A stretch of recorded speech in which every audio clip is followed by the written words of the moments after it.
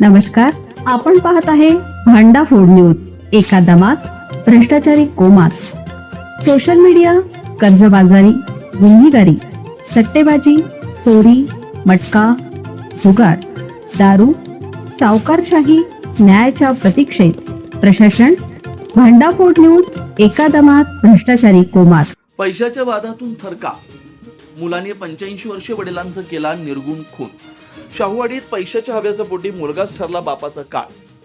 घरातील बॅगेत ठेवलेले पैसे कुणी घेतले या कारणातून झालेल्या वादात वडील दत्ताराम संभाजी केसरकर वय 85, मूळगाव गावडी, सध्या राहणार उचल, यांचा मुलगा संतोष दत्तात्रय केसरकर वय 40 याने डोक्यावर वर्मी घाव घालून खून केल्याची घटना घडली.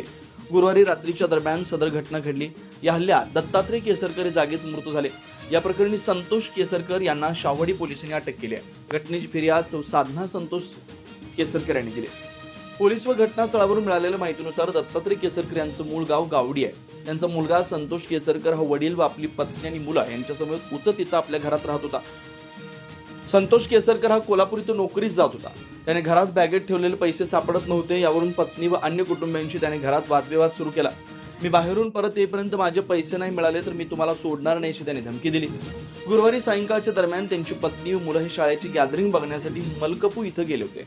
यावेळी घरात संतोषचे वडील दत्ताराम केसरकर एकटेच होते. या संधीचा फायदा घेत संतोष यांनी वडिलांच्या डोक्यावर वर्मी घाव घातला. या हल्ल्यात दत्ताराम केसरकर जागीच मृत्यू झाले.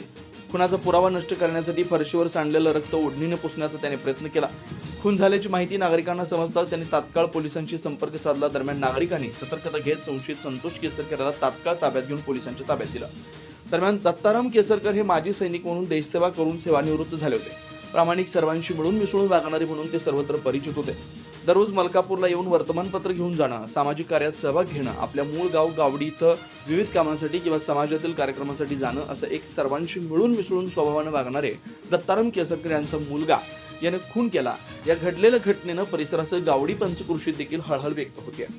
दत्ताराम केसरकर यांना 2 मुलगे आहेत. दुसरा मुलगा देखील अशाच एका विकृत मनोवृत्तीनं त्यांच्यापासून अनेक वर्ष झालं परांगदा झाला.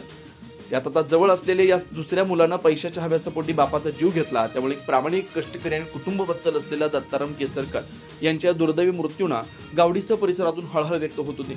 एका प्रामाणिक बापाच्या जीवनाची दुर्दशा झाल्याची चर्चा सुरू होते. दत्ताराम केसरकर यांचं मूळ गाव गावडी मलकापूर पासून जवळपास 35 ते 40 किलोमीटर अंतरावर आहे. मात्र त्यांनी सेनादलातून सेवानिवृत्त झाले आणि मलकापूर शहरानजीक गावच्या हद्दीत जागा घेऊन घर बांधलं. नातवांचं शिक्षण आणि भविष्याचे स्वप्न रंगवत आपल्या परिवारासोबत ते राहत होते. मात्र गावडी आपल्या गावाकडे त्यांची असलेली ओढ कायमच होती. त्यामुळे गावातील नागरिकांच्या त्यांच्या मृत्यूने हळहळ व्यक्त होते.